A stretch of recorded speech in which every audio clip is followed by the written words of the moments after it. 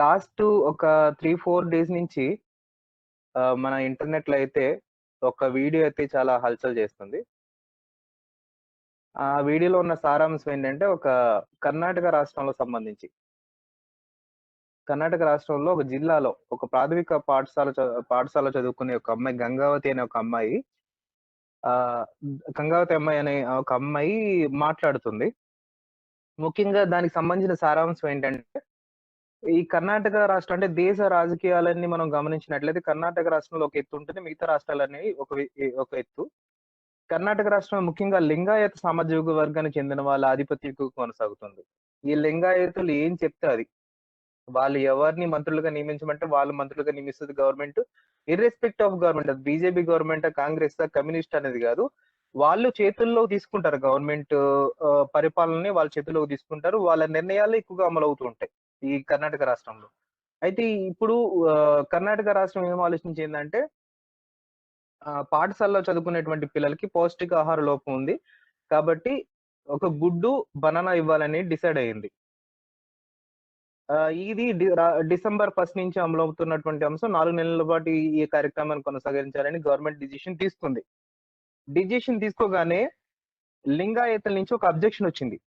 గుడ్లు ఎలా ఇస్తారు? గుడ్డు అనేది మాంసాహారానికి సంబంధించిన విషయం కాబట్టి పిల్లలకు గుడ్లు ఇవ్వద్దు. ఓన్లీ అరటిపండు మాత్రం పెట్టండి అని చెప్పేసి వాళ్ళు బ్రాహ్మణ మఠానికి చెందినటువంటి అధిపతులు, అలాగే లింగాయత సామాజిక వర్గానికి చెందినటువంటి అధిపతులు, ఈ మఠాధిపతులు ప్రభుత్వం మీద తీవ్ర ఒత్తిడి తీసుకొచ్చారు. దీంతో వెంటనే కర్ణాటక ప్రభుత్వం ఆ అంశాన్ని ఏదైతే గుడ్డు ఇవ్వాలి అనేటువంటి ఒక అంశాన్ని వెనక్కి తీసుకుంది. దీని మీద ఆహ్, కర్ణాటక రాష్ట్రంలో ఒక జిల్లాకు చెందినటువంటి గంగావతి అనే ఒక స్కూల్ అమ్మాయి ఆహ్, ఆమె ప్రశ్నిస్తుంది. ఏమని ప్రశ్నిస్తుందంటే, మేము మధ్య తరగతి కుటుంబానికి చెందిన వాళ్ళం. పేదరికంలో ఉన్నాం. మాకు పౌష్టికాహారం అనేది చాలా ఇంపార్టెంటు. మేము ఒక గుడ్డు తింటాం, 2 గుడ్లు తింటాం. గుడ్డుతో పాటు మాకు అరటిపండు కూడా గావాలి. ఇది మా హక్కు. మీరు ఏం ఫుడ్ తింటారనేది మీ ఇష్టం. కానీ ఇది మాకు ప్రాథమిక హక్కు. ఆ హక్కును కాదనడానికి మీరెవరు అని జెప్పేసి గవర్నమెంట్‌ని, మఠాధిపతుల్ని ప్రశ్నించింది. ఆమె ఇంకొకటన్నది. మీరొద్దంటే మీ మఠానికొచ్చి మేము గుడ్లు తింటాం అని జెప్పేసి అన్నది. అంటే అంత చిన్న వయసులో తనకు హక్కుగా ఉన్నటువంటి ఒక విషయాన్ని చాలా గట్టిగా ప్రభుత్వానికి చెప్పడంతో పాటు, ఎవరైతే మఠాధిపతులు ఈ గుడ్డును వ్యతిరేకిస్తున్నటువంటి మఠాధిపతుల్ని నిలదీసినంది ఆ అమ్మాయి. అంత చిన్న వయసులో ప్రభుత్వాన్ని, మఠాధిపతులను నిలదీయాలనేటువంటి విషయ పరిజ్ఞానం ఆ అమ్మాయికి ఎలా వచ్చింది? ముఖ్యంగా చదువుకోవడం వల్లే. అయితే ఈ విద్య విషయానికొచ్చినప్పుడైతే ఈ విద్య విషయంలో మనం మాట్లాడుకోవాల్సిన ముఖ్యమైన అంశం ఏంటంటే పరిజ్ఞానం, నైపుణ్యం. ఏదైనా ఒక పని జేయడానికి నైపుణ్యం గావాలి. దానికి చదువు అవసరం లేదు అని అనుకున్నప్పుడు, ఒక మేస్త్రి ఉన్నాడు. ఒక ఇల్లు కట్టుకోవాలనుకున్నప్పుడు తనకు నైపుణ్యం ఉంటే చాలు. చదువు ఉండకపోయినా ప్రాబ్లమ్ లేదు. కానీ చదువు వల్ల పరిజ్ఞానం పెరుగుతుంది. పరిజ్ఞాన స్థాయిలు పెంచుకోవడానికి విద్య ఉపయోగపడుతుంది. ప్రాథమిక విద్య, ఉన్నతమైన విద్య, ఈ ఉన్నత విద్య, ప్రాథమిక విద్య అనేది ఒక మనిషికి తన పరిజ్ఞాన పరిధిని పెంచుకోవడానికి, తన దేశ రాజకీయ, ఆర్థిక, సామాజిక పరిస్థితుల పట్ల అవగాహన పెంచుకోవడానికి, అదే విధంగా సామాజికంగా అలాగే సాంకేతిక పరంగా ఉన్నటువంటి విప్లవాలను అందిపుచ్చుకోవడానికి విద్య అనేది చాలా ఉపయోగపడుతుంది. ముఖ్యంగా ఇది ప్రాథమిక విద్య. ప్రాథమిక విద్య అనేది చాలా ఇంపార్టెంటు. అసలు ఈ ప్రాథమిక విద్య విషయానికొస్తే మన భారతదేశంలో ఇతర దేశాలతో కంపేర్ చేసుకుంటే ఏ విధంగా ఉంది? సో, మన భారతదేశ విషయానికొచ్చినప్పుడు ప్రాథమిక విద్య సరే విద్యా విధానంలో చాలా లోపాలున్నాయి. అది సెపరేట్‌గా మనం చర్చించుకోవచ్చు. ప్రాథమిక విద్య అందరికి అందుతుందా? అందట్లేదా? ఇది సాధ్యమా? ఒకవేళ అందితే ఇది సాధ్యమా? అందితే గనక ఇది సాధ్యమా అనే ఒక విషయాన్ని మనం గమనించుకున్నట్లయితే ఉన్నత వర్గానికి చెందినటువంటి వాళ్ళు వాళ్ళ పిల్లల్ని అంటే ఆర్థిక పరిపుష్టి కలిగినటువంటి కుటుంబాలు ఏదైతే ఉన్నాయో వాళ్ళ పిల్లల్ని వాళ్ళు చదివించుకుంటున్నారు. అలాగే మధ్య తరగతి కుటుంబాలు వాళ్ళ శక్తి మేరకు పిల్లల్ని చదివించుకుంటున్నారు. దిగువ మధ్య తరగతి కుటుంబానికి చెందిన వాళ్ళు అదే పేదవాళ్ళు కూడా మా పిల్లల్ని చదివించుకోవాలనేటువంటి దృఢమైన సంకల్పం ఈరోజు ఈనాటి సామాజిక పరిస్థితిలో మనం ఇప్పుడున్నటువంటి జనరేషన్‌లో మనం చూస్తున్నాం. స్కూల్ పనైనా చేసుకుందాం. నా పిల్లల్ని మంచి స్కూల్‌లో చదివించాలి. మంచి విద్యను అందించాలి అనేటువంటి పేరెంట్స్ ఉన్నారు.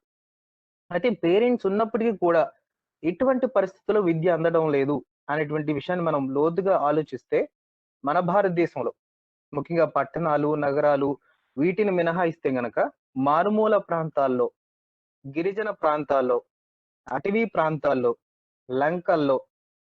సో, ఈ లంక అనే పదాన్ని నేను ఎందుకు వాడానంటే, ఈ ఆంధ్రప్రదేశ్ అంటే బేసిక్‌గా నేను ఆంధ్రప్రదేశ్ చెందిన వాడిని కాబట్టి, ఆంధ్రప్రదేశ్‌లో లంక గ్రామాలు ఎక్కువగా ఉంటాయి. వాళ్ళకి విద్య అందుతుందా అనే ఒక కాన్సెప్ట్ నేను తీసుకున్నా. విద్య అందుతుందా అంటే ఇప్పుడు ద్రాక్షారామం అనే ఒక ఊరి నుంచి ఆహ్, లంక గ్రామాలు చాలా ఉంటాయి. ఆ పరిసర ప్రాంతాల్లో లంక గ్రామాలుంటాయి. ఆ లంక గ్రామాల్లో 50 కుటుంబాలుంటాయి. ఆ లంక గ్రామాల్లో స్కూల్స్ ఉండవు. వాళ్ళు స్కూల్‌లో స్కూలింగ్ చేయాలంటే ద్రాక్షారామం అనే ఊరికి రావాలి. ఆ గోదావరి నదిని దాటాలి. గోదావరి నదిని దాటాలనుకున్నప్పుడు వాళ్ళు చిన్న చిన్న నాటు పడవలని ఉపయోగిస్తారు. ఆ పిల్లల్ని స్కూల్‌కి పంపించాలంటే. ఈ నాటు పడవలు నదీ ప్రవాహం పెరిగినప్పుడు, వరదలొచ్చినప్పుడు, ఆ గోదావరి ఉప్పొంగినప్పుడు, ఆ నాటు పడవలతో ప్రయాణం అసాధ్యం. అలాంటి టైంలో పిల్లల్ని స్కూలుకి పంపించలేనటువంటి పరిస్థితులు ఈరోజు. అయితే గవర్నమెంట్‌ని లంక గ్రామాల్లో నివసించేటువంటి ప్రజలు ఎన్నో ఏళ్లగా నాకు ఒక బ్రిడ్జ్ ఎయండి. మా పిల్లలు చదువుకోవడానికి చాలా ఇబ్బందిగా ఉంది. బ్రిడ్జ్ ఉంటే ఆ బ్రిడ్జ్ పైన నడుచుకుంటైనా పోతారు. అవతల గ్రామానికెళ్ళి చదువుకుంటారు. అని ఎన్నో సార్లు గవర్నమెంట్‌ని రిక్వెస్ట్ చేయడం కూడా జరిగింది. ఇప్పటికి గవర్నమెంట్‌లో ఎటువంటి స్పందన లేదు. కేవలం 50,00,000 రూపాయలతో బ్రిడ్జ్ నిర్మించొచ్చు. కొన్ని ప్రదేశాల్లో వాళ్ళ పిల్లలు చదువుకోవడం కోసం ఈ యొక్క ఈ నది పైన, సరస్సుల పైన ఈ చెక్కతో బ్రిడ్జ్ నిర్మించి పిల్లల్ని దాటించిన అటువంటి పరిస్థితులు మన భారతదేశంలో మనం చూసాం. అలాగే అటవీ ప్రాంతాల్లో నివసించేటువంటి ప్రజలు. ముఖ్యంగా అటవీ ప్రాంతాల్లో ఏమైతుందంటే స్కూల్స్ అడవిల్లో ఉండవు. ఇప్పుడు చూడండి రంపచోడవరం ఏజెన్సీ అనే ప్రాంతం. అంటే మాకు దగ్గరగా అంటే నేను చూసిన విషయాలు మీకు చెప్పబోతున్నా. రంపచోడవరం అనేది అటవీ ప్రాంతం అయినప్పటికీ అక్కడ ఒక స్కూల్ ఉంది. కానీ రంపచోడవరానికి సుమారు 20 కిలోమీటర్ల పరిధిలో అడవుల్లో కొన్ని హౌసెస్ ఉంటాయి. సుమారు 100 ఇళ్ళు, 50 ఇళ్ళు కలిగినటువంటి గూడాలుంటాయి. ఆ గూడాల్లో స్కూల్స్ లేవు. వాళ్ళ స్కూలింగ్ చేయాలంటే రంపచోడవరం రావాలి. వాళ్ళు 20 కిలోమీటర్లు అడవి మార్గంలో నడిచి స్కూల్‌కెళ్ళాలి. లేదా గవర్నమెంటే ఒక వాలంటీర్‌గా ఒక టీచర్‌ని పంపించినప్పుడు ఆయన గుర్రం పైన పోవాలి. ఈ పరిస్థితి మీరు చూసే ఉంటారు. శ్రీకాకుళంలో ఒక అటవీ ప్రాంతంలో ఒక ఉపాధ్యాయుడు ఆహ్, టీచ్ చేయడానికి ఇక్కడి నుంచి గుర్రం పైన 20 కిలోమీటర్లు ప్రయాణించి అటవీ ప్రాంతాన్ని చేరుకునేటువంటి అవకాశం ఉంది. మరి అక్కడున్న పిల్లలకి విద్య ఎలా అందుతుంది? అలాగే లంక గ్రామాల్లో నివసించేటువంటి ప్రజలకి వాళ్ళ పిల్లలకి ఆహ్, చదువు చెప్పించగలుగుతున్నారా? ఇవి సాధ్యపడలేనటువంటి అంశాలు. వీటిని మనం ఎలాగా ఓవర్‌కమ్ చేయాలనేది గవర్నమెంట్ ఆలోచించుకోవాలి. సో, గవర్నమెంట్ పూనుకోవాలి దానికి సంబంధించి. అలాగే మరొక విషయం ఏంటంటే, ఇప్పుడు పేదరిక స్థాయిల్లో అంటే పేదరికంలో ఉండేటువంటి తల్లిదండ్రులు ఎవరైతే ఉన్నారో, ఇప్పుడు మనం గమనించాం. పాండమిక్ వచ్చింది. ఈ పాండమిక్‌లో మొత్తం అంతా ఆన్‌లైన్ ఎడ్యుకేషన్ సిస్టమ్ అయింది. ఆన్‌లైన్ ఎడ్యుకేషన్ అంటే ఇప్పుడు మనం మొబైల్ కావాలి, లేదా సిస్టమ్ కావాలి. మొబైల్‌లో లాగిన్ అవ్వచ్చు. మొబైల్ కొనలేని పరిస్థితుల్లో ఉన్నటువంటి పేదవాళ్ళు కూడా ఉన్నారు. ఈ లాక్‌డౌన్ టైమ్‌లో మనం స్పష్టంగా చూసాం. ఒక రూ. 15,000 పెట్టో, రూ. 10,000 పెట్టో పిల్లల కోసం చదువు కోసం ల్యాప్‌టాప్ కానీ, ఒక మొబైల్ కానీ కొనిపెట్టలేని తల్లిదండ్రులున్నారు. అటువంటి పిల్లలు కూడా అందటం లేదు. అలాగే ఒకవేళ ఒక మొబైల్ కొనిచ్చినా ఎవరైనా ఆ ఊర్లో సిగ్నల్స్ రావు. అటవీ ప్రాంతాల్లో. అటువంటి పిల్లలకు కూడా విద్య అందడం లేదు. అయితే ఆహ్, నేను మీకొక షీట్ ఒకటి చూపిస్తా. ఇక్కడ స్క్రీన్‌లో కనిపిస్తుందా చూడండి. ఆ! ఇది ఇగో షీటు. ఇదేంటంటే లిటరసీ రేషియో ఇన్ ఇండియా. ఈరోజు నేను టైమ్స్ ఆఫ్ ఇండియా వెబ్‌సైట్ నుంచి డౌన్‌లోడ్ చేసుకున్నాను. ఈ షీట్‌లో మనం గమనించినట్లయితే మన భారతదేశంలో 7 సంవత్సరాల వయసు నుంచి ఉండేటువంటి బాలబాలికలకు విద్యకు సంబంధించినటువంటి ఒక రిపోర్ట్. ఈ రిపోర్ట్‌లో లిటరసీ రేషియోస్‌ని మనం గమనించొచ్చు. ఈ లిటరసీ రేషియోలో ప్రథమ స్థానంలో ఉంది కేరళ ప్రభుత్వం. కేరళ రాష్ట్రం. చిట్ట చివరన ఉన్నది మీరు గమనించండి మిత్రులారా మీకు కనిపిస్తుందో లేదో. ఆఖరన ఉన్నటువంటిది ఆంధ్రప్రదేశ్. ఆంధ్రప్రదేశ్.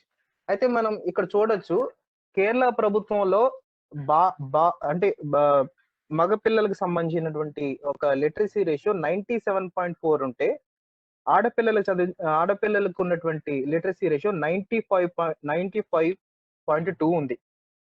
నెక్స్ట్ ప్లేస్‌లో ఢిల్లీ ఉంది.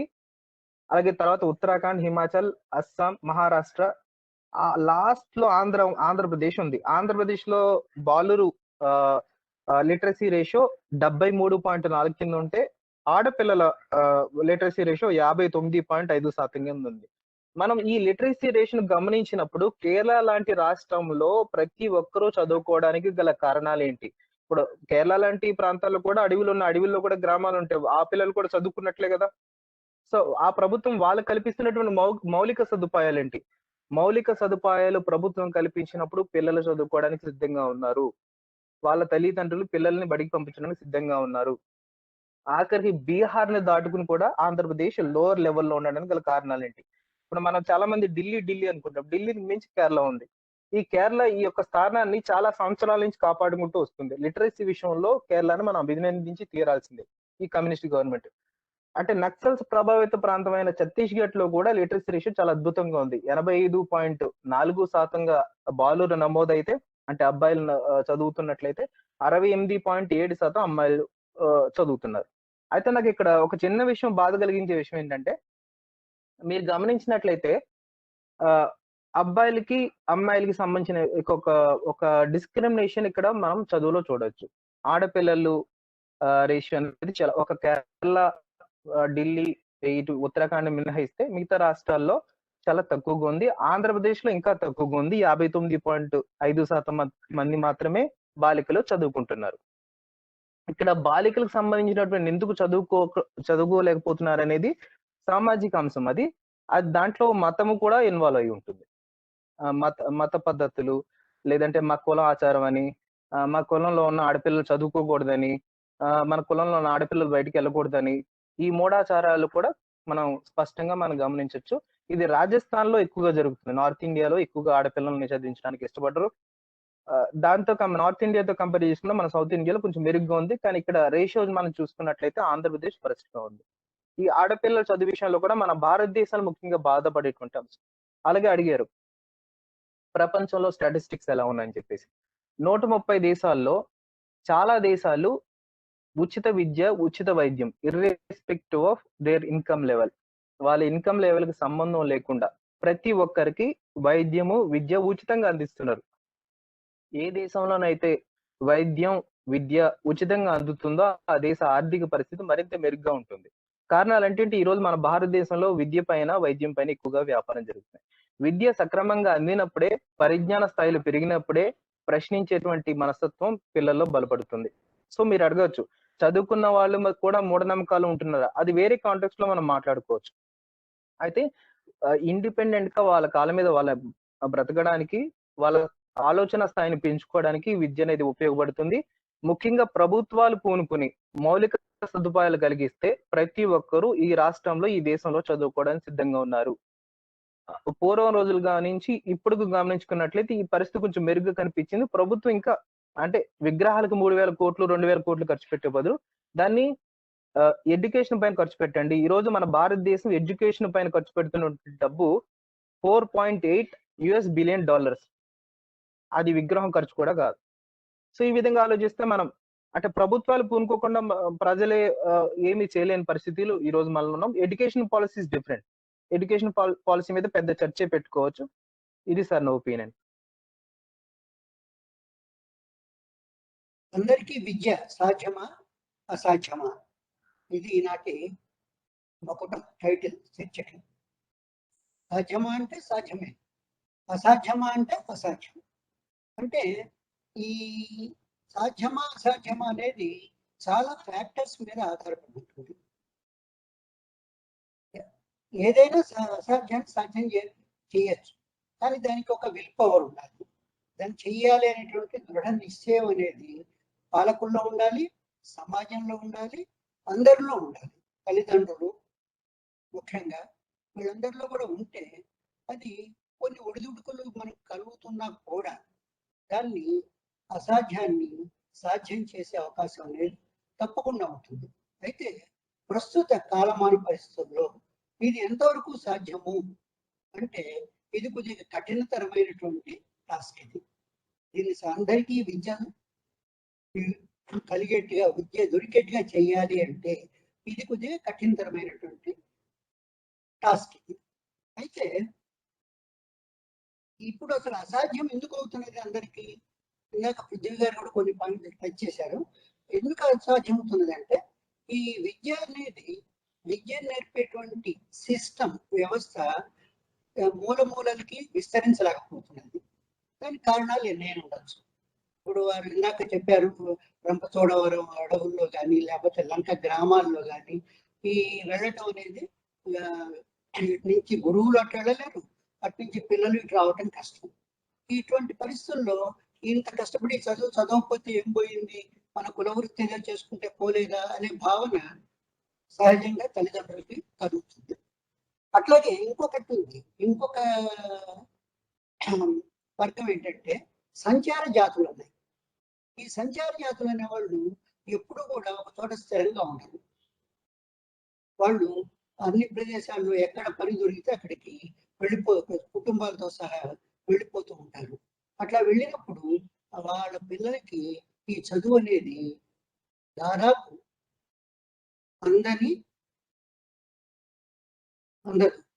దాదాపు అందరు. ఎందుకంటే ఈ చదువు అనేది ఇట్లా ఇక్కడ 2 నెలలు అక్కడ 2 నెలలు ఇంకో దగ్గర 6 నెలలు చదవటానికి వీలు లేని పరిస్థితులు ఉన్నాయి.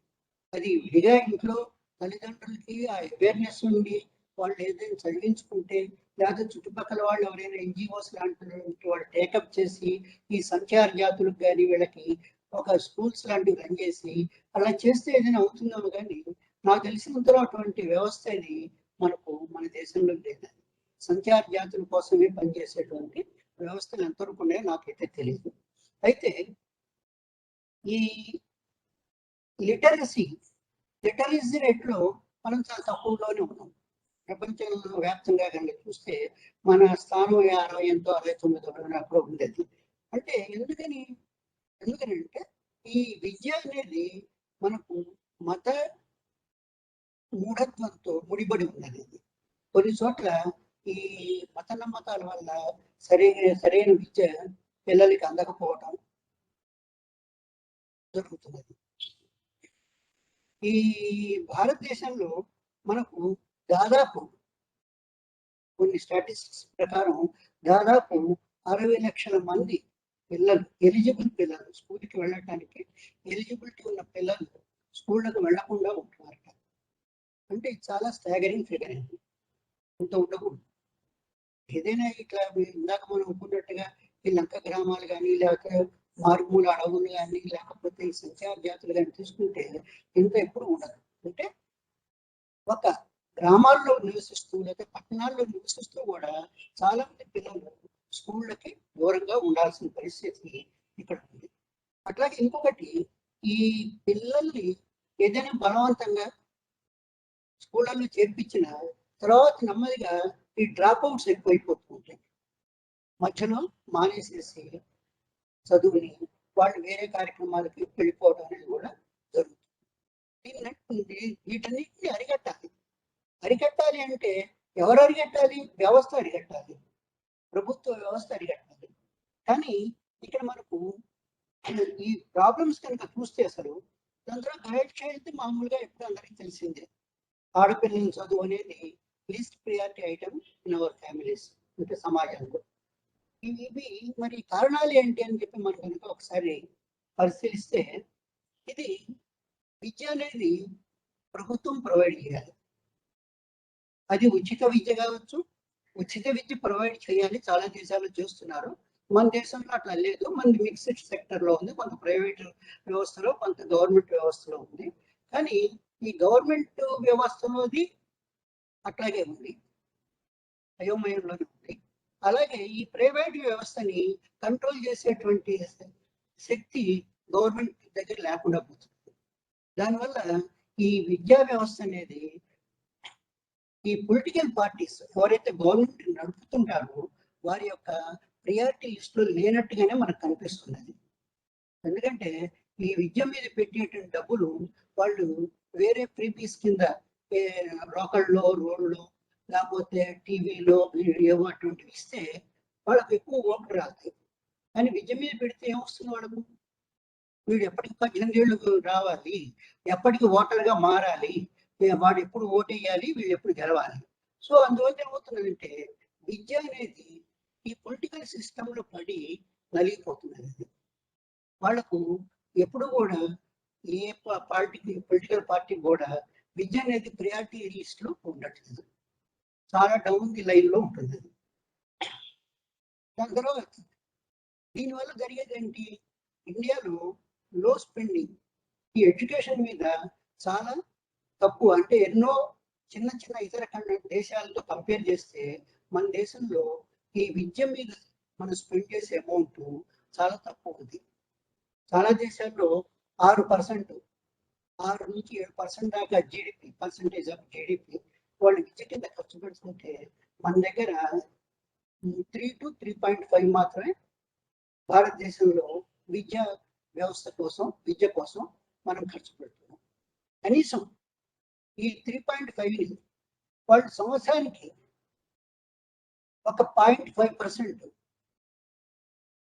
ఇంక్రిమెంట్ కనుక చేయగలిగితే ఒక 3-4 ఏళ్లలో మనం విద్యా వ్యవస్థ అనేది చాలా బాగుంటుంది.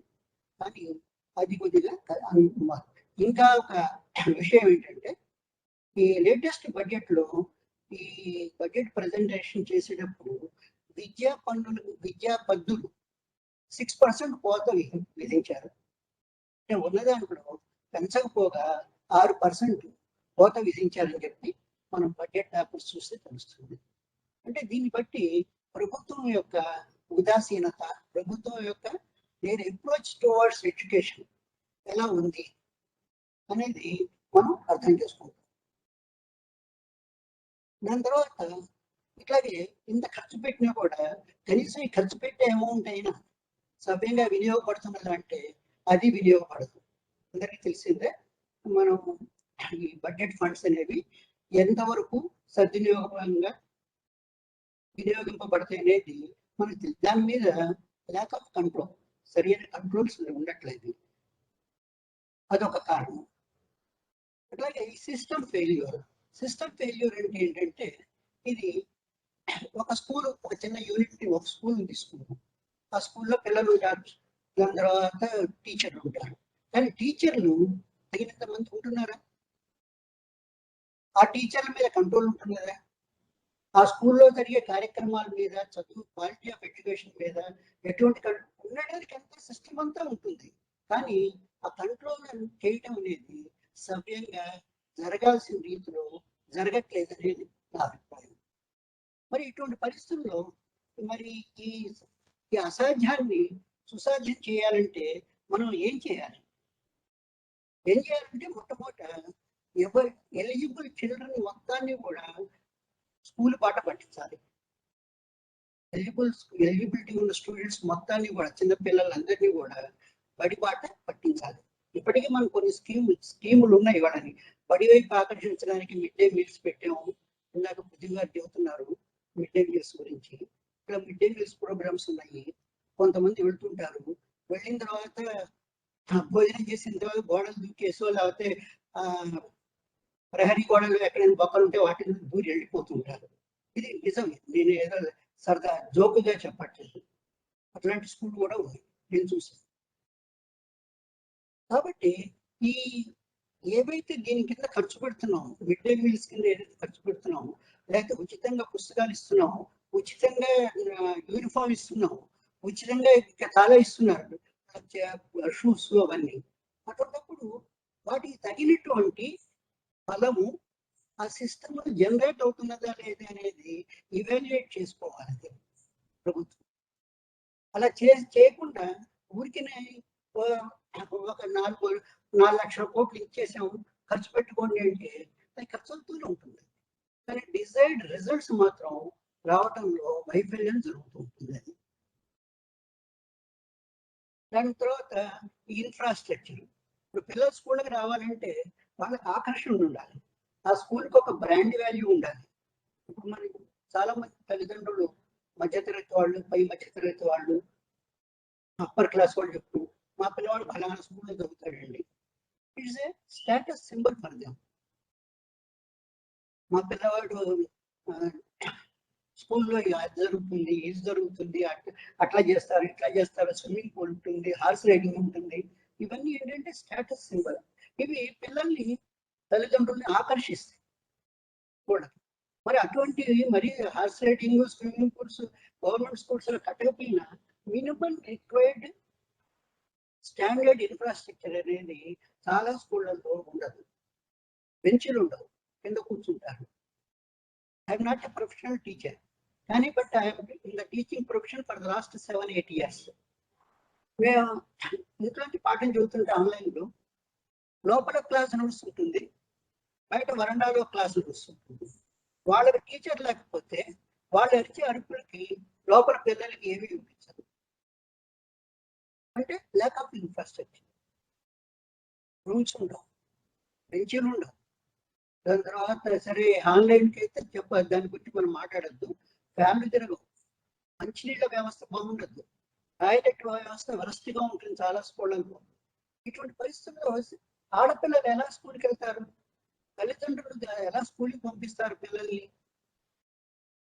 కాబట్టి దీన్ని ఇంప్రూవ్ చేసేటువంటి పరిస్థితుల్లో మనం అంటే ఏదైతే ఇదంతా ఎందుకు చెప్తున్నారంటే, ఏదైతే ఇప్పుడు ఆ కష్టం అనుకున్న దాన్ని సాధ్యం చేయడానికి చేయాల్సినటువంటి అంటే ఫండ్స్ ని సక్రమంగా వినియోగించాలి. ఇప్పుడు సిఎస్ఆర్ కింద ఎంతో మంది వెళ్ళి స్కూళ్ళల్లో కొంత ఇన్వెస్ట్మెంట్ చేస్తున్నప్పుడు దాన్ని ఆ స్కూల్ వాళ్ళు కాపాడుకోవాలి. ఇప్పుడు మనం కొన్ని స్కూళ్ళకి వెళ్తే ఏదైనా మోటివేషన్ క్లాసెస్ లేకపోతే వాళ్ళకి ఏదైనా మంచి మాట చదువుదామని చెప్పి వెళ్తే చాలా స్కూళ్ళల్లో ఈ డిజిటల్ క్లాస్ రూమ్స్ ఏవైతే ఉంటాయో వాటన్నిటిని స్టోర్ రూమ్ కింద వాడుతున్నారు. మనం వెళ్ళి నాకు డిజిటల్ క్లాస్ రూమ్ లో నేను ప్రజెంట్ చేస్తాను అంటే అది పనిచేయదు. ఇంత డబ్బు వాళ్ళు సిఎస్ఆర్ కింద వాళ్ళు ఇచ్చింటారు, లేకపోతే గవర్నమెంట్ స్పెండ్ చేసి ఉంటుంది, ఇదంతా వృధాగా పోతుంది. అది పని చేయట్లేదండి అంటారు ఒకటే తప్ప. ఇది ఏదైనా కొంతమంది ఉత్సాహవంతులు ఏం చేయదలుచుకున్నా కూడా వ్యవస్థ వాళ్ళని నిరుత్సాహపరుస్తున్నది. ఇటువంటి పరిస్థితులు మారాలి. డ్రాప్ అవుట్స్ ఇందాక చెప్పాను. ఈ డ్రాప్ అవుట్స్ అనేవి ఇది కేవలం టీచర్లు శ్రద్ధ పెడితేనే తగ్గుతాయి. ముఖ్యంగా గ్రామీణ ప్రాంతాల్లో ఈ డ్రాప్ అవుట్స్ అనేవి టీచర్లు శ్రద్ధ పెట్టి ఎవరు రావట్లేదు, ఎందుకు రావట్లేదు, గ్రామంలో చాలా చిన్న యూనిట్, స్కూల్ అయిపోయిన తర్వాత ఒకసారి వెళ్ళి తల్లిదండ్రులను కలవటం, లేకపోతే ఉదయం కూడా కలవటం, వాళ్ళని పిలిపించడం, మాట్లాడటం, ఏది చేసి డ్రాప్ అవుట్స్ ని వీలైనంత వరకు తగ్గించాలి. వాళ్ళకున్న సమస్య ఏంటో కనుక్కోవాలి, వాళ్ళకు ఉన్నటువంటి ఇబ్బందులు ఏమిటో తెలుసుకుని వీలైనంత వరకు వాటిని అడ్రస్ చేయగలగాలి స్కూల్ లెవెల్లో. ఇది కేవలం స్కూల్లో ఉండేటువంటి ఉపాధ్యాయుల వల్ల అవుతుంది, కానీ దీనికి పెద్ద వ్యవస్థ బయట వ్యవస్థ ఏమి పనిచేయలేదు. డ్రాప్ అవుట్స్ ఒకటి. దాని తర్వాత మనం ఈ స్టేట్ గవర్నమెంట్స్ గోల్డెన్ పథకాల్లో పేద ప్రజలకి గోల్డెన్ పథకాల్లో ఎన్నో రకాలైనటువంటి స్కీములు ఇస్తున్నారు. ఆ స్కీములన్నింటినీ కూడా నా ఉద్దేశం ఏంటంటే అంటే కొద్దిగా బెదిరించడానికి, ఈ స్కూల్ పిల్లలు ఎడ్యుకేషన్ కి ఏజ్ లో ఉండే పిల్లలు స్కూల్కి వెళ్ళడానికి లింక్ చేయాలి. అంటే పిల్లల్ని స్కూల్కి పంపించకపోతే నీకు ఈ బెనిఫిట్స్ రావు. స్కూల్లో పంపించినందుకు 10,000 ఇస్తాం, 20,000 ఇస్తాం, 2,000 ఇస్తాం, ఆ డబ్బులు ఎక్కడికి పోతాయో అందరికీ తెలుసు. అలా కాకుండా అసలు దానికి ఎలిజిబిలిటీ రావాలంటే ముందు నీ పిల్లవాడిని రోజు రెగ్యులర్ గా స్కూల్కి పంపించాలి. నీ అటెండెన్స్, మీ పిల్లవాడి అటెండెన్స్ ఇంతకంటే తక్కువ ఉంటే నీకు ఈ నెల ఇవ్వము. అటువంటివి ఏమైనా కొద్దిగా స్ట్రిక్ట్ గా తీసుకురావాలి. కానీ అవి ఎంతవరకు సాధ్యాలనేవి గవర్నమెంట్ చూడాలి. ఇట్లా ఇవన్నీ కనుక చూస్తే, ఇవన్నీ కనుక అంటే గవర్నమెంట్ కనుక బిల్లు ఉంటే, చెయ్యాలి అనేటువంటి తపన ఉంటే, పూర్తిగా అసాధ్యం కాదు, పూర్తిగా సాధ్యం పడకపోయినా కన్సిడరబుల్ గా ఈ సిచ్యువేషన్ ని ఒక 10-15 ఏళ్లలో, ఇప్పుడు మొదలు పెట్టారనుకోండి, ఒక 7-8 ఏళ్లలో దీన్ని నెమ్మదిగా సర్దిద్దచ్చు అనేది నా అభిప్రాయం. కారణాలు ఏవైనా కానీ గవర్నమెంట్ వ్యవహారం, దాన్ని మనం ఏం చేయలేము.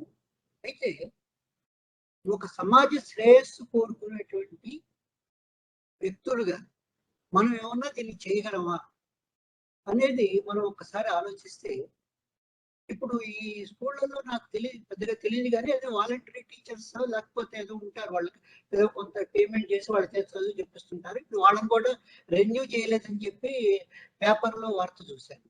సో ఇప్పుడు వాళ్ళు వెళ్ళటం లేదు, వాళ్ళు లేరు, రెగ్యులర్ టీచర్స్ తక్కువగా ఉంటారు, వాళ్ళ మీద పని భారం ఇవన్నీ ఉంటాయి. అటువంటి పరిస్థితుల్లో ఎవరైతే ఖాళీగా ఉండి, ఎవరైతే కాస్త టీచింగ్ మీద ఇంట్రెస్ట్ ఉండి, దాని తర్వాత ఎవరైతే వాలంటరీగా చెప్పగలుగుతారో, అంటే డబ్బులు ఆశించకుండా, అటువంటి వాళ్ళు నెమ్మదిగా దగ్గర స్కూళ్ళకి వెళ్ళి అక్కడ హెడ్ మాస్టర్ని కలుసుకొని వాళ్ళు వీలైనంత వరకు ఎలా రెసిస్ట్ చేస్తారో ఎలా చేస్తారో నాకు అయితే ఐడియా లేదు, that depends on the individual persons. వాళ్ళని రిక్వెస్ట్ చేసి కొన్ని క్లాసులు వీళ్ళకి ఇంట్రెస్ట్ ఉన్న సబ్జెక్ట్ ఏదో, సైన్స్ అయితే సైన్స్, మ్యాథ్స్ అయితే మ్యాథ్స్, ఇంగ్లీష్ అట్లా ఏదో వీళ్ళకి ఇంట్రెస్ట్ ఉన్న సబ్జెక్టులో పిల్లలకి వాలంటరీగా సహాయం చేయొచ్చు అనేది నా అభిప్రాయం. దీన్ని ఒక ఉద్యమంలాగా ఈ మనం కూడా మానవ వికాస వేదిక వాళ్ళు కూడా దీన్ని ఒక ఉద్యమంలాగా వాలంటరీ టీచర్స్ కాల్ఫర్ చేసి వాళ్ళ దగ్గర స్కూళ్ళల్లో వాళ్ళు వెళ్ళి చేసేట్టుగా, అవసరమైతే వీళ్ళు ఆ స్కూళ్ళకి వెళ్ళు, లేకపోతే ఆ కన్సర్న్ డిఈఓల్ని ఎంఈఓలను కలిసి ఇట్లా మేము వాలంటరీ టీచర్స్ మా తరఫున పంపిస్తాము, మీకు రెగ్యులర్ టీచర్ వచ్చేదాకా వీళ్ళు కొంత పిల్లలకి హెల్ప్ చేస్తారు, తర్వాత రెగ్యులర్ టీచర్ రాగానే వీళ్ళు మానేస్తారు, వీళ్ళు ఎటువంటి క్లెయిమ్స్ హక్కులు క్లెయిమ్ చేయరు, అటువంటి కావాల్సిన జాగ్రత్తలు తీసుకోండి అని చెప్పి ఇది ఒక ప్యారలల్ టీచింగ్ వ్యవస్థని డెవలప్ చేస్తే ఈ ప్రాబ్లం కొంతవరకు సాల్వ్ అవుతుందని నా ఉద్దేశం. అయితే ఇప్పుడు కొంతమంది ఎన్జిఓలు చేస్తున్నారు. ఇప్పుడు నేను ఒక ఎన్జిఓకి పనిచేస్తున్నాను. వాళ్ళు ఏం చేస్తారంటే ఈ స్కూల్స్ లో డిజిటల్ క్లాస్ రూమ్స్ తయారు చేసి చాలా మంది voluntary teachers through out India కాదు, అమెరికా, జర్మనీ, ఫ్రాన్స్ నుంచి కూడా పాఠాలు చెబుతుంటారు. వాళ్ళని తీసుకొని వాళ్ళ ద్వారా పిల్లలకి పాఠాలు చెప్పిస్తున్నారు. ఆ డిజిటల్ ఇది ఏంటంటే ఇది కొత్త పాఠాలు చెప్పడం కాదు, వాళ్ళకి ఆల్రెడీ స్కూల్లో ఉన్న టీచర్ చెప్పిన పాఠాలనే మళ్ళీ మనం రిపీట్ చేసి వాళ్ళకి 1-2 సార్లు కాన్సెప్ట్స్ అవి క్లియర్గా వాళ్ళకి ఏమైనా అనుమానాలు ఉంటే చెప్పడం, ఇటువంటి వ్యవహారం మేము చూస్తున్నాం. ఇట్లా కాకుండా డైరెక్ట్ గా పాఠాలు, అంటే ఒక టీచర్, ఒక సైన్స్ టీచర్ లేడు ఒక స్కూల్లో, అటువంటిప్పుడు ఒక సైన్స్ చెప్పగల వాడిని అక్కడ ఇంట్రొడ్యూస్ చేసి ఆ వ్యవస్థలోకి వీలైనంత వరకు వీళ్ళు వాలంటరీగా చేస్తారు కాబట్టి వీళ్ళకి కొద్దిగా వీలైనంత వరకు ఆ స్కూల్ టైమింగ్స్ లో కన్వీనియంట్ ఉండే టైంలో ఆ పిల్లలు ఏర్పాటు చేస్తే అది పిల్లలకి కొద్దిగా సహాయకారిగా ఉంటుంది. వ్యవస్థకు సహాయకారి వదిలేసేయండి, అది ఎట్లా ఉంటుంది, కానీ పిల్లలకి ఈ కంటిన్యూటీ ఇన్ లెర్నింగ్ అనేది ఏర్పడుతుంది. ఇది నా యొక్క ఉద్దేశం. ముఖ్యంగా ఏజెన్సీ ఏరియాలు తీసుకున్నప్పుడు ఏజెన్సీ ఏరియాలలో ఏజెన్సీ ఏరియా వాళ్ళకంటే ఆ ట్రైబ్స్ కు మాత్రమే ఉద్యోగ అవకాశాలు ఉంటున్నందున అక్కడ వాళ్ళు ఉద్యోగం తెచ్చుకున్న తర్వాత వాళ్ళు ఆ ప్రాంతంలో ఉండటం లేదు. ఆ ప్రాంత అభివృద్ధికి సహకరించకుండా వాళ్ళు ఎక్కడో టౌన్ లో ఉండటము, ఆ టౌన్ నుంచి వీళ్ళు ఎప్పుడో వెళ్ళటము, అక్కడ పని చేసే అంటే అక్కడ ఫుల్ఫిల్ గా స్కూల్ టైమింగ్స్ అంతా ఫుల్ఫిల్ గా అక్కడ స్పెండ్ చేయకపోవడం వలన ఆ తర్వాత ఇంకొకటి ఆ ఏజెన్సీ ఏరియాలో సింగిల్ టీచర్ ను పెట్టటము, దీనివల్ల ఏమవుతుందంటే అక్కడ పిల్లలు ఆ రోజు టీచర్కి ఏదైనా పరిస్థితి బాగలేక లీవ్ పెట్టినప్పుడు ఆ టీచరు ఆ రోజు స్కూల్కు రాడు, ఆ రోజు స్కూల్ మూతపడుతుంది. పేరెంట్స్కి ఏమవుతుందంటే పిల్లలు ఆ రోజు స్కూల్కు పోయింటారు అనుకుంటారు, ఆ టైంలో పిల్లలు ఆ రోజు స్కూల్ మూతపడటము, ఆ పిల్లలంతా బయట తిరగటము, ఇవన్నీ జరుగుతూ ఉంటాయి. ఇక్కడ ప్రతి పాఠశాలలో ఒక ఉపాధ్యాయుడు కాకుండా ఒక సింగిల్ టీచర్ ఉన్నటువంటి పాఠశాలలు చాలా ఉన్నాయి. అక్కడ కనీసం 2 ఉపాధ్యాయులు ఉండేట్టుగా చూడాలి. అయితే ఇక్కడ ఏం జరుగుతుందంటే గవర్నమెంట్ మొదటగా సరైన రిక్రూట్మెంట్ చేయదు, అంటే సరైన ఉపాధ్యాయులను నియమించకపోవడం వలన అక్కడ పాఠశాలలో పిల్లలు కనిపించారు, పిల్లలు జాయిన్ అవ్వరు. పిల్లలు లేరు అని రేషనలైజేషన్ అంటారు, అక్కడ ఉన్న పోస్టును తీసివేస్తారు. ఇది క్రమేపీ ప్రతిసారి ఇది జరుగుతూ ఉండడం వలన ఏమవుతుందంటే క్రమేపీ రాను గవర్నమెంట్ ఇన్స్టిట్యూషన్స్, ప్రభుత్వ పాఠశాలలు అనేవి లేకుండా పోతున్నాయి, అంటే వాటి యొక్క సంఖ్య తగ్గుతూ పోతుంది. అయితే ఇక్కడ ఈ పేదవాడికి విద్య అందాలి అని అంటే ఖచ్చితంగా ప్రభుత్వమే ఆ బాధ్యత తీసుకోవాలి. అది తీసుకోకుండా ఇట్లా పాఠశాలలు తీసివేయడం వల్ల డబ్బున్న వాళ్ళు, ఎగువ మధ్య తరగతి వాళ్ళు, మధ్య తరగతి వాళ్ళు సరే కొంచెం కష్టపడడమో, వాళ్ళు టౌన్‌కు మూవ్ అవ్వడమో, ఏదో ఒక ప్రయత్నం చేసి వాళ్ళ పిల్లల్ని చదివించుకుంటారు. కానీ పేదవాళ్ళు ఇంకా వెనక్కి వెళ్ళిపోయి నిరక్షరాస్యులుగా మారి అది మన దేశ అభివృద్ధికి చాలా ఇబ్బందికరంగా మారుతుందని నాకు అనిపిస్తుంది.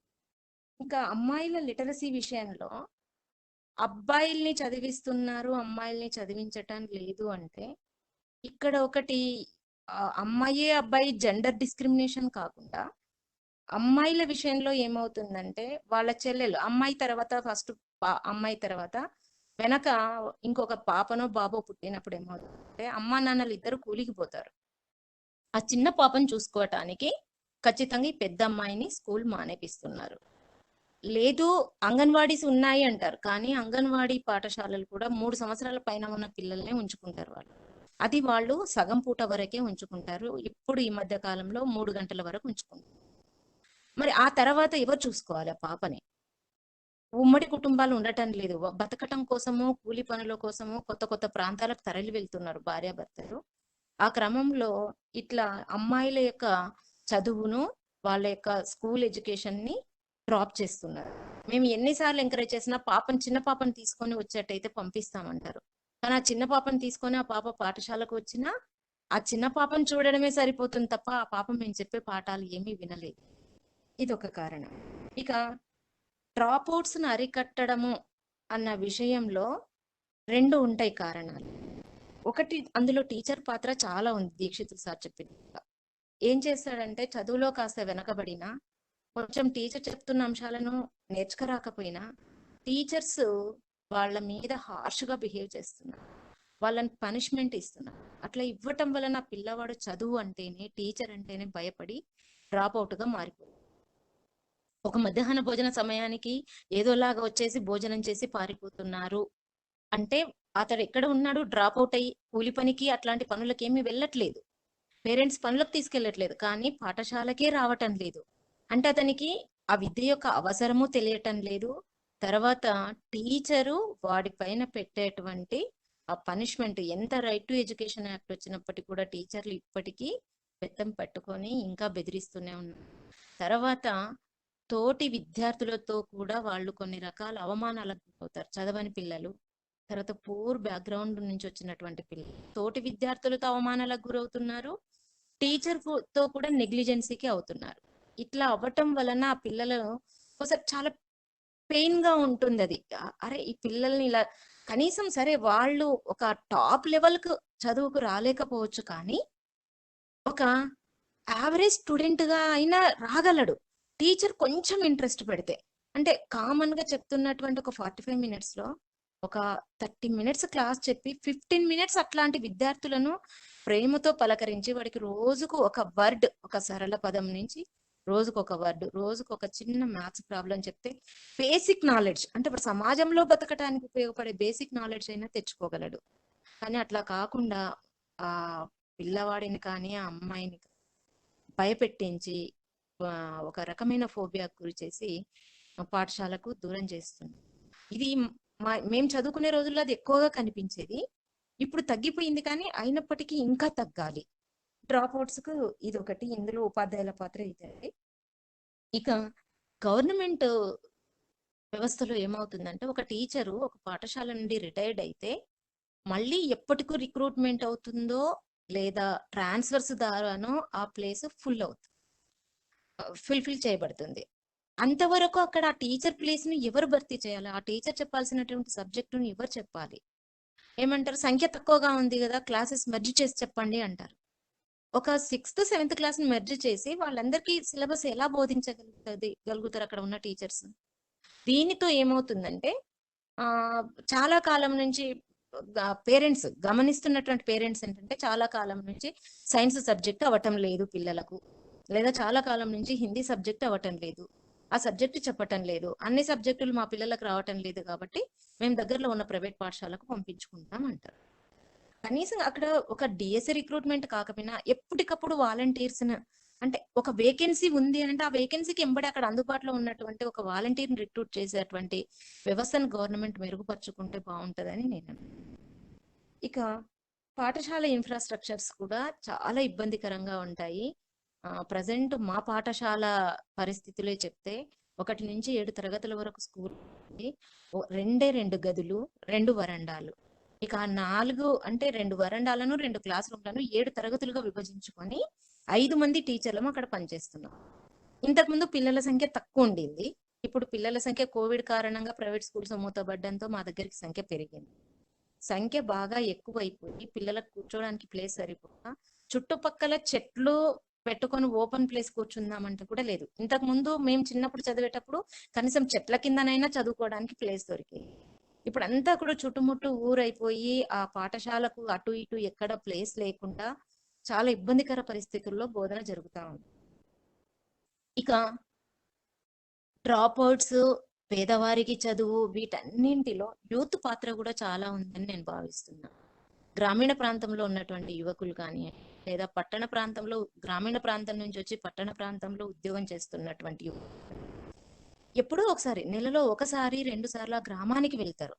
వెళ్ళినప్పుడు వాళ్ళ చుట్టూ వాళ్ళు ఎంతసేపు ఇక్కడ పట్టణంలో ఉన్న గొప్పతనాలు చెప్పుకుంటారో, లేకపోతే వాళ్ళ ఉద్యోగ గొప్పతనాలు చెప్పుకుంటారో, లేదా కాసేపు ఎంటర్టైన్ చేస్తారో తెలియదు. కానీ ఎప్పుడైనా వాళ్ళ చుట్టూ ప్రాంతాల్లో ఉన్నటువంటి 10 మంది పిల్లల్ని పోగు చేసుకొని చదవడం వలన, లేదా ఒక రాజ్యాంగం తెలుసుకోవడం వలన, సైన్స్ తెలుసుకోవడం వలన మనము ఎలా అభివృద్ధి చెందుతాం, మనం మోసపోకుండా ఉండడానికి అవకాశాలు ఎలా ఉంటాయి, వీటన్నింటినీ వివరించి చెప్పడం వలన పిల్లల లోపల చదువు పైన ఉత్సాహం ఏర్పడుతుంది. టీచర్ ఎప్పటికీ చెప్తా ఉంటారు, కానీ టీచర్ చెప్తున్నప్పటికీ కూడా కొత్తగా పట్టణ ప్రాంతం నుంచి లేకపోతే చదువుకొని ఒక సెటిల్ అయినటువంటి వ్యక్తి ఆ గ్రామానికి వెళ్ళి చదువు యొక్క ఆవశ్యకతను చెప్పటం వలన కూడా అక్కడ ఉన్నటువంటి వారిలో చదువు పైన శ్రద్ధ ఏర్పడుతుంది. సరే, ఫిజికల్ ఇన్ఫ్రాస్ట్రక్చర్స్ ఇవన్నీ ఎలా ఉన్నప్పటికీ కూడా పిల్లవాడు బడికి రావాలన్న ఉత్సాహంతో వచ్చినప్పుడు అక్కడ ఉన్న టీచరు 100% న్యాయం చేయకపోయినా ఒక 80% వరకు న్యాయం చేసే ప్రయత్నం చేస్తామని తెలియజేస్తున్నానండి.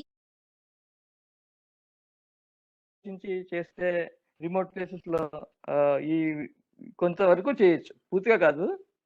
ఆ టైంలో ఏం చేయాలంటే వీళ్ళు చేసినప్పుడు ఆ చుట్టుపక్కల ఉన్న వాళ్ళలో కొంత చదువుకున్న వాళ్ళు ఎవరైనా స్టూడెంట్స్ ఉంటారు కదా, ఆ క్లాస్కి వాళ్ళు ఎక్స్ప్లెయిన్ చేయాలి. అది అంటే టీచర్గా కాకుండా ఆ చదువుకున్న కొంచెం ఎక్కువ చదువుకున్న వాళ్ళు 10th ఇంటర్మీడియట్ చదివిన వాళ్ళు 2-3 క్లాసులు 5వ తరగతి వరకు చెప్పొచ్చు. వాళ్ళు అక్కడ అనౌన్స్ చేస్తుంటే ఈయన ఇక్కడ ఎక్స్ప్లెయిన్ చేయొచ్చు. రేడియోలో పూర్వం తరగతులని వచ్చేవి, టీవీలో పిల్లలకి పాఠాలని 1-2 సార్లు నేను చూశాను. చిన్న సెలవుల్లో నేను ఉద్యోగంలో ఉన్నప్పుడు సెలవు 1-2 సార్లు టీవీలో చెప్పడం చూశాను, ఒకసారి అంతే. ఆ ప్రకారంగా ఏమన్నా చేస్తే ఈ రిమోట్ ప్లేస్ లోకి కొంచెం అవకాశం ఉంటుందని నా అభిప్రాయం. బేసిక్ గా చూస్తే గవర్నమెంట్ పాలసీ నిర్బంధ విద్య, అందరికీ పిల్లలందరికీ విద్య అందించాలి అనేది వాళ్ళ యొక్క పాలసీ. అయితే దీని మీద ఎంత బడ్జెట్ ఖర్చు చేస్తున్నారు, ఎంత స్పాట్ లెవెల్లో వాళ్ళు అటెన్షన్ పే చేసి వాళ్ళు ఖర్చు పెట్టే బడ్జెట్ సరిపోతుంది లేదా ఇంకా ఎక్కువ ఖర్చు పెట్టాలా, ఇవన్నీ ఆలోచించి పరిశీలించి ఇది వరకు ఉన్నంత జాగ్రత్తగా కూడా సూపర్విజన్ ఇప్పుడు లేదేమో అని నేను అనుకుంటున్నాను. అలాగే ప్రజలందరికీ వాళ్ళకి సాధ్యమైనటువంటి విద్యని వారు తమ పిల్లలకి ఇప్పించుకునేటువంటి హక్కు ఉంది. అందువల్ల ప్రైవేట్ ఎడ్యుకేషన్ అనేది ఒక బిజినెస్ లాగా ఫ్లరిష్ అవుతుంది. జస్ట్ లైక్ వైద్య రంగం ఎలా ఉందో విద్యారంగం అలాగే ఉంది. ఎప్పుడైతే ప్రైవేట్ ఎడ్యుకేషన్ ఫ్లరిష్ అవుతూ గవర్నమెంట్ చెకింగ్ అనేటువంటి పద్ధతి లేకపోవడం వల్ల, అంటే దానితో పాటు సమాంతరంగా గవర్నమెంట్ స్కూల్స్ వాళ్ళ స్టాండర్డు, మరి అబ్జర్వేషను, చెక్కింగు, మంచి టీచర్స్ స్టాఫ్ను పూర్తిగా ఫిల్అప్ చేయడం, వాళ్ళు పనిచేస్తున్నారో లేదో చూడడం, పిల్లలంతా వస్తున్నారా లేదా అని చూడడం, ఇవన్నీ ఇదివరకు ఉన్నట్టుగా ఇప్పుడు లేకపోవడం వల్ల ఏమవుతుందంటే గవర్నమెంట్ స్కూల్స్ నుంచి డ్రాప్ అవుట్స్ ఎక్కువ అవుతున్నారు. అక్కడికి వెళ్ళిన తర్వాత వాళ్ళు పాపం టీచర్లు ఏం చేసేది లేక వాళ్ళని కొట్టడమో, డిస్కరేజ్ చేయడమో, మరి అవమానించడమో, తోటి పిల్లలు, వీటన్నిటి వల్ల డ్రాప్ అవుట్స్ ఉంటున్నారు. సరే, దానికి మళ్ళీ వీధి బాలల ఇన్ఫార్మల్ ఎడ్యుకేషన్ ఇవన్నీ సిస్టమ్స్ అన్నీ ఉన్నాయి.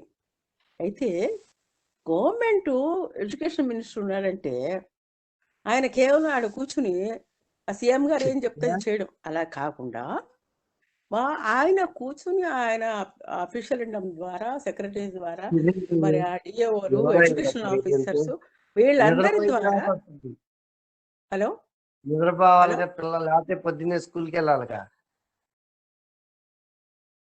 అయ్యా మీరు ఎవరో ఆఫ్ చేసుకోండి, మీ మైక్ ఆఫ్ చేసుకోండి. మిగతా వాళ్ళు మైక్ ఆఫ్ చేయండి.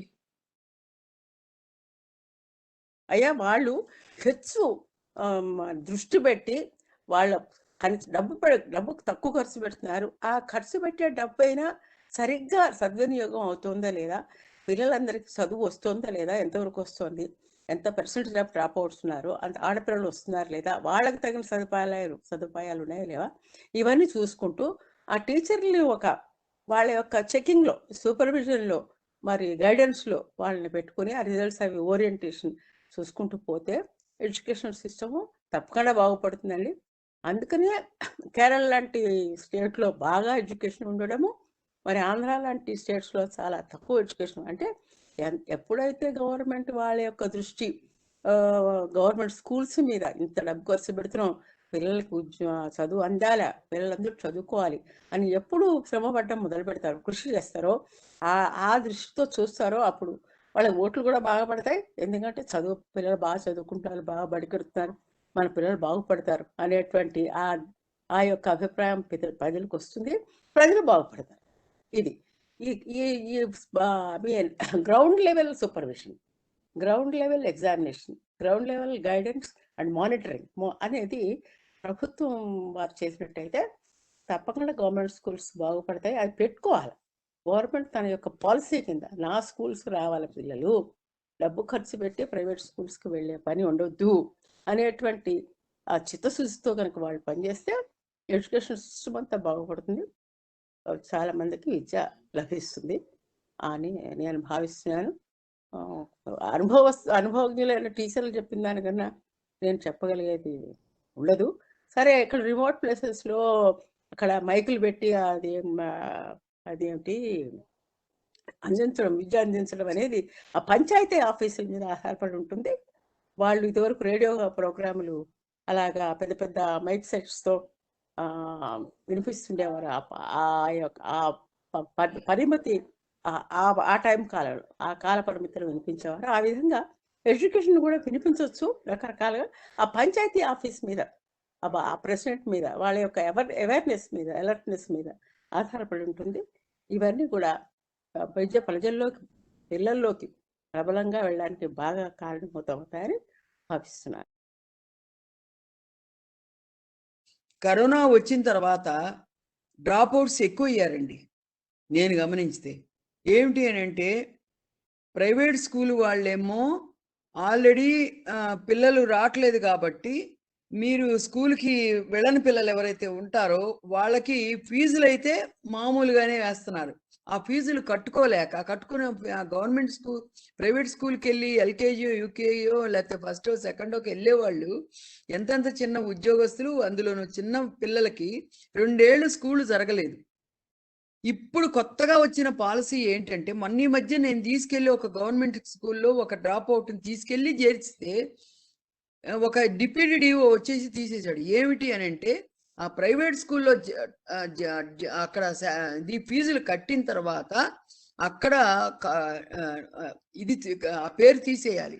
తీసేస్తేనే అప్పుడు మళ్ళీ కంప్యూటర్లో ఇక్కడ పేరు ఎక్కించుకోవడానికి వీలవుతుంది.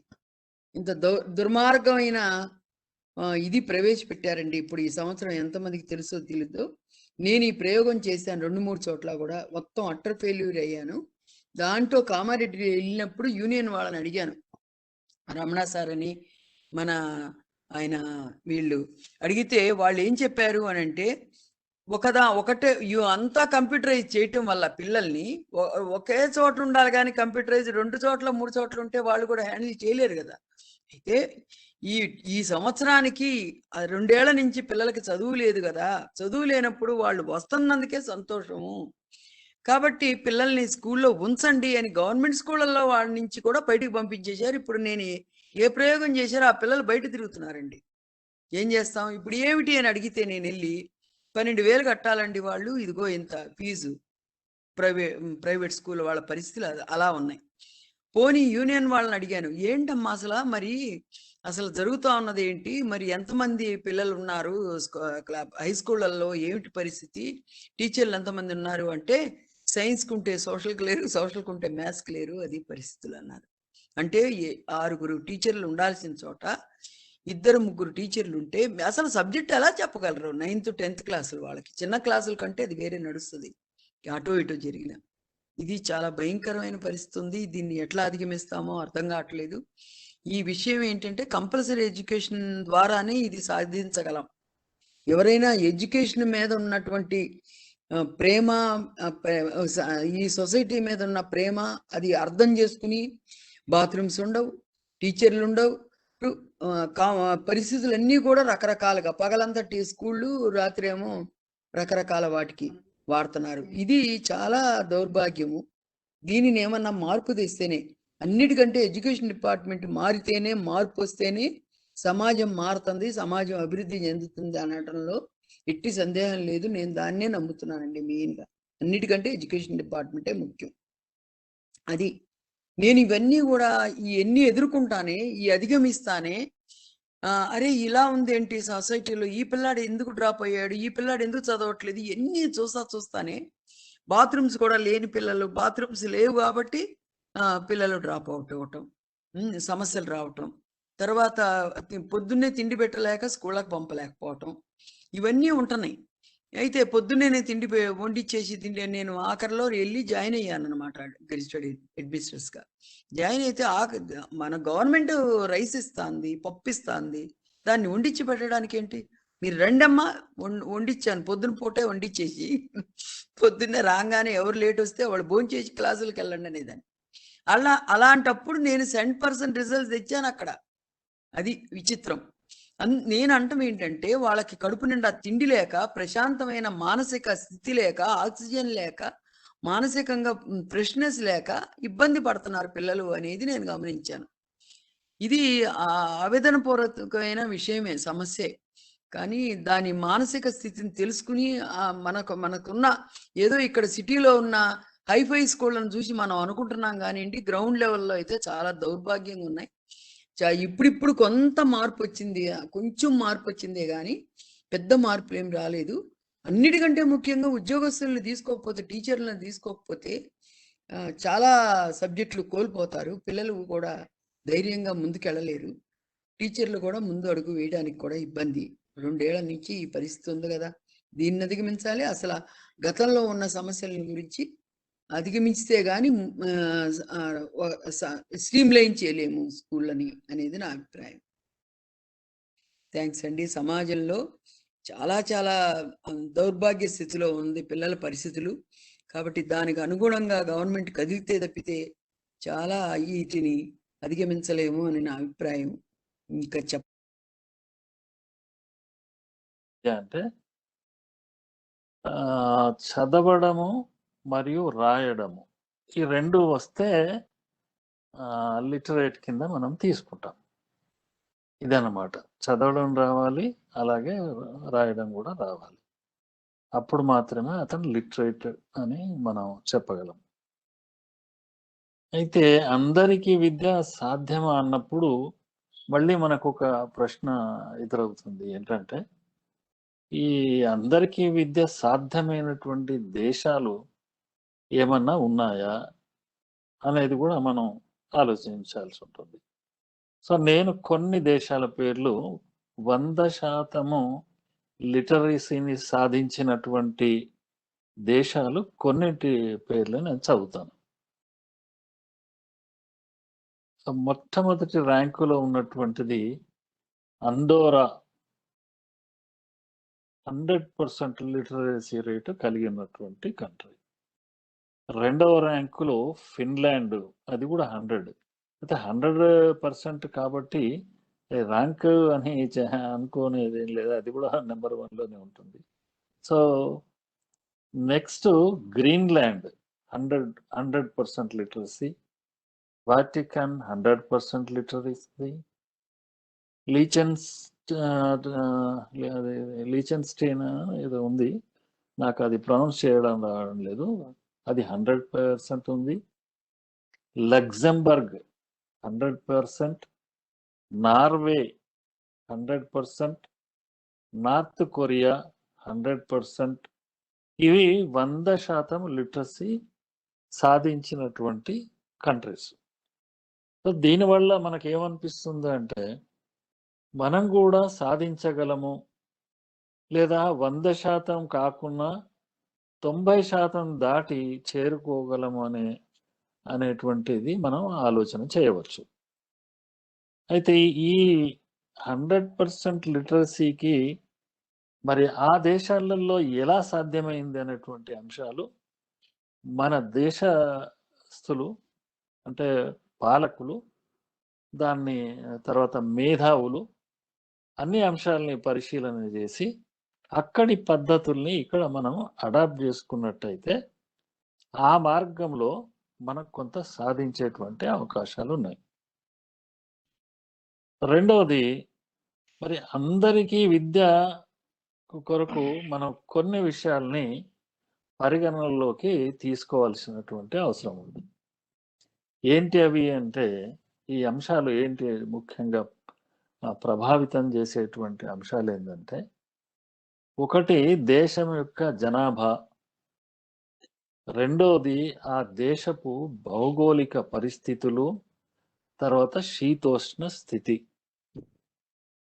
మూడవది ఆర్థిక పరిస్థితులు, తర్వాత విద్య కొరకు కేటాయించినటువంటి బడ్జెట్, జీడిపిలో ఎంత శాతము బడ్జెట్ కేటాయింపులు చేశారనేటువంటిది ప్రధానమైనటువంటిది.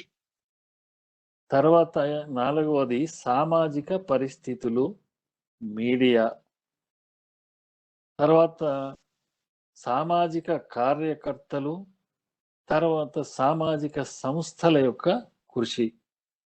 ఇవే కాకుండా పాఠశాలలు తగినన్ని ఉండాల్సినటువంటి అవసరం ఉంటుంది. సంఖ్య అంటే 100% దగ్గరగా మనం కనీసం అచీవ్ చేయడానికి, సాధించడానికి పాఠశాలలు తగినన్ని ఉండాల్సినటువంటి అవసరం ఉంటుంది.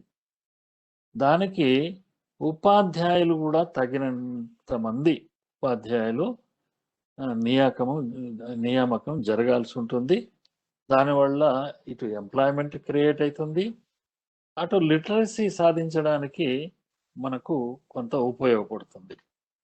ఇంకోటి అందరూ చెప్పినటువంటి విషయం ఏంటంటే, ఇన్ఫ్రాస్ట్రక్చర్ అనేటువంటిది వెరీ ఇంపార్టెంట్. మీరు మన మెంబర్స్ చెప్పారు, కొంతమంది డ్రాప్ అవుట్. ప్రసాద్ గారు మీరు ఆఫ్ చేయండి. సారీ. సో డ్రాప్ అవుట్స్ కి కారణాలలో అతి ముఖ్యంగా బాలికలు డ్రాప్ అవుట్ కావడానికి కారణాలు ఏంటంటే, సరి అయినటువంటి మన వాష్రూమ్స్ లేక ప్రాబ్లమ్స్ని ఎక్కువగా ఎదుర్కొన్నటువంటి సందర్భాల్లో వాళ్ళు స్కూల్కు వెళ్ళలేక, చదువుకోలేక డ్రాప్ అవుట్స్ అనేటువంటిది జరుగుతుంది.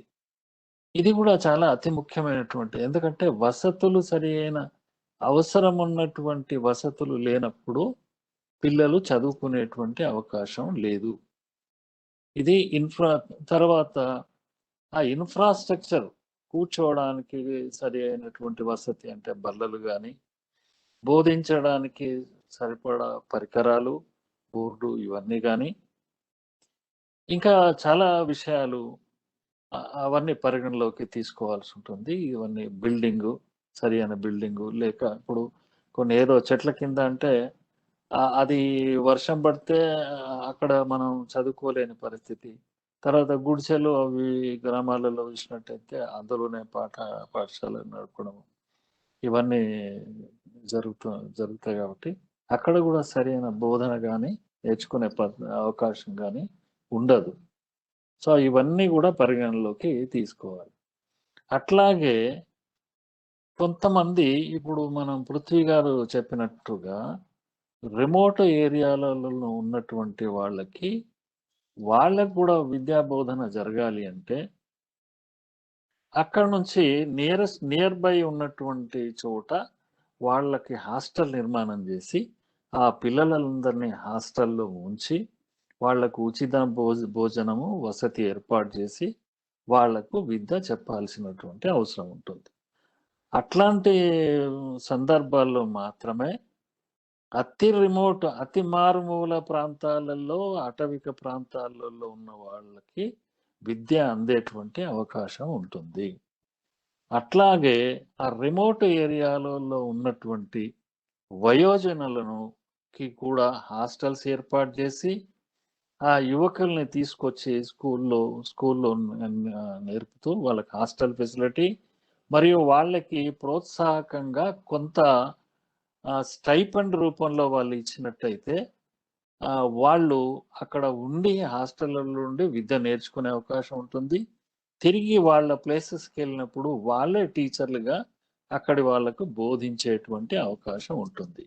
ఎందుకంటే అందరూ శ్రమ మీద కష్టం మీద ఆధారపడి బతికే వాళ్ళు ఏమనుకుంటారంటే ఒకరోజు నేను కోల్పోతే నాకు ఆదాయం కోల్పోయినట్టు అనేటువంటి భావన వాళ్ళకు ఉంటుంది. కాబట్టి యువకుల్ని ఇంట్రెస్ట్ ఉన్నటువంటి యువకుల్ని చదువురాని వాళ్ళని తీసుకొచ్చి వాళ్ళకి హాస్టల్స్ దగ్గర ప్రాంతాల్లో హాస్టల్స్లో ఏర్పాటు చేసి వాళ్ళకు ఫ్రీ మీల్స్ అనేటువంటిది పెడుతూ వాళ్ళకు విద్య నేర్పించినట్టయితే తిరిగి వాళ్ళు ఆ ప్లేసెస్కి వెళ్ళిపోయి అక్కడ మళ్ళీ మిగతా వాళ్ళకి విద్య చెప్పేటువంటి అవకాశం ఉంటుంది. సో రకరకాల ఇన్నోవేటివ్ పద్ధతుల్ని పాటించి లిటరసీని సాధించడానికి కృషి చేయాల్సి ఉంటుంది. అలాగే ఉచిత భోజనము వసతి అనేటువంటి అంశం కూడా అతి ముఖ్యమైనటువంటిది. ఈ స్కూల్లో పిల్లలు మాత్రమే కాదు, ఇప్పుడు ఆల్రెడీ పెద్దవాళ్ళు కూడా ఉన్నారు, వాళ్ళు స్కూల్కు వచ్చి చదువుకునే పరిస్థితి లేదు. సో దానికి వయోజన విద్య అనేటువంటి విధానం ఏదైతుందో దాన్ని ముందుకు తీసుకెళ్ళి చెప్పాల్సినటువంటి అవసరం ఉంది. ఆ విధానం ద్వారా కొంత మనము అక్షరాస్యతను సాధించవచ్చు. ఆ విధంగా 100%కి దగ్గరలోగా మనం వెళ్ళే అవకాశం ఉంటుంది. ఈ బడ్జెట్ అలొకేషన్ ఏదైతే విద్య కొరకు మనం పెడుతున్నామో కొన్ని దేశాలలో 2%, 2.5, 3, 3.5 అట్లా 4% అది ఉంది. కానీ మనం ఎప్పుడైతే కమిషన్స్ ఏర్పాటు చేశామో వాళ్ళు ఇచ్చినటువంటి రిపోర్టు కానీ తర్వాత OECD Organisation for Economic Cooperation and Development వాళ్ళు ఇచ్చిన రిపోర్టుల్లో పరిశీలిస్తే కనీసము 6% బడ్జెట్ జీడిపిలో 6% అన్న కనీసం బడ్జెట్ని విద్య కొరకు కేటాయిస్తే అక్కడ సరి అయిన విద్య నాణ్యతతో విద్యను పొందేటువంటి అవకాశం ఉంటుంది, అందించే అవకాశం ఉంటుంది. కాబట్టి 6% వరకన్నా కనీసము బడ్జెట్ అలొకేషన్ అనేటువంటిది ఉండాలి. జీడిపిలో 6%. ఇప్పుడు 3 నుండి 3.5% బడ్జెట్ జీడిపిలో కేటాయింపులు జరిగాయి. గతంలో ఎంతైతే బడ్జెట్ ఎడ్యుకేషన్కు కేటాయించారో ఆ తర్వాత అలాట్ చేసినటువంటి బడ్జెట్ 14%కి తగ్గిపోయింది. అంటే తక్కువ 14%. గతంలో అలాట్ చేసినటువంటి బడ్జెట్ కంటే 14% తక్కువ బడ్జెట్ని మళ్ళీ ఇచ్చారు. అంటే తగ్గింపు జరిగింది అన్నమాట. పెంచాల్సిన అవసరం పోయి తగ్గించడం జరిగింది. మరి ఇలాంటి సమయంలో భారతదేశము ఎక్కువ లిటరసీని సాధించగలదు అని ఎట్లా ఆశిస్తాము? అది జరిగే పని కాదు. తర్వాత ఈ జీడిపిలో ఎక్కువ పర్సంటేజ్ ఎడ్యుకేషన్కి అలాట్ చేసినటువంటి కొన్ని దేశాలని మనం పరిశీలిస్తే నార్వే మనం చూసినట్టయితే అది ప్రాథమిక విద్య కొరకు 4.7%, తర్వాత టెర్షియరీ అండ్ కాలేజ్ స్టడీకి ఉన్నత విద్య కొరకు 2%. ఈ విధంగా టోటల్ 6.7% జీడిపి విద్య కొరకు నార్వే ఖర్చు పెడుతుంది. అట్లాగే న్యూజిలాండ్ టోటల్ 6.2% పెడుతుంది.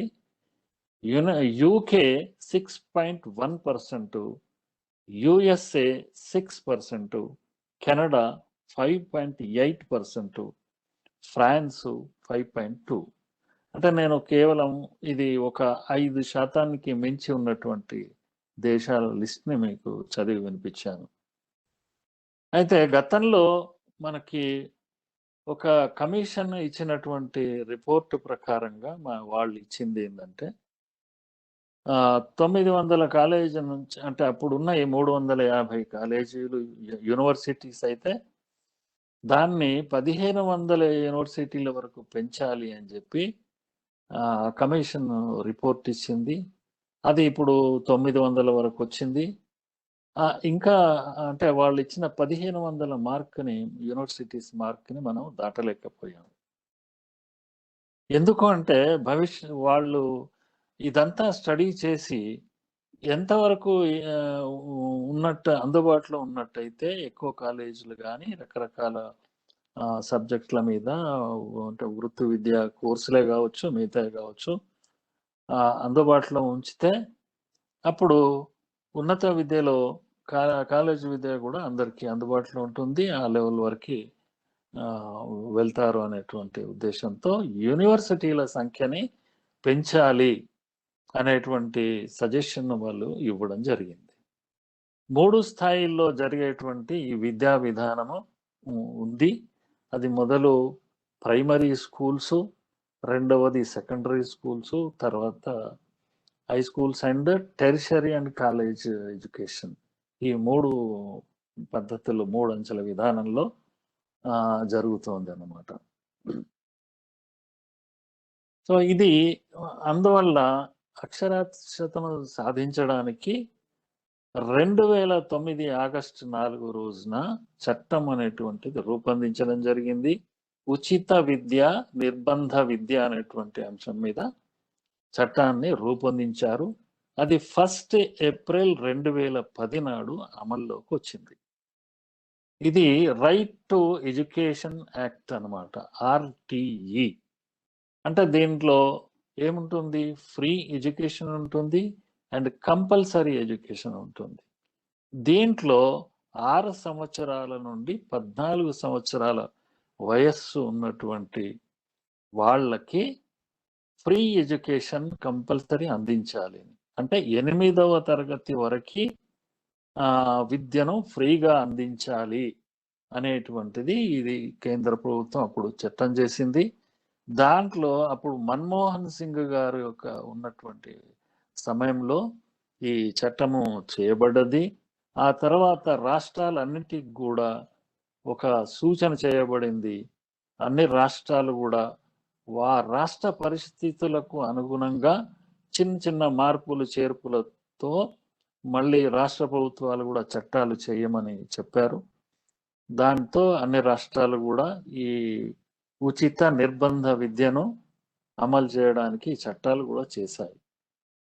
సో ఇది ఇప్పుడు చట్టాలు ఉన్నాయి, కానీ దాన్ని సాధించడానికి చేయాల్సినటువంటి పద్ధతులు కానీ ఆ పరిస్థితులు కానీ దాంట్లో మనం చాలా వెనుకబడ్డాము.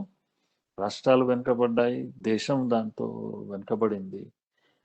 ఈ ఇండియా ఇప్పుడు లిటరసీ రేట్లో మనం చూసినట్టయితే కేరళ రాష్ట్రము 94%తో హైయెస్ట్లో ఉంది.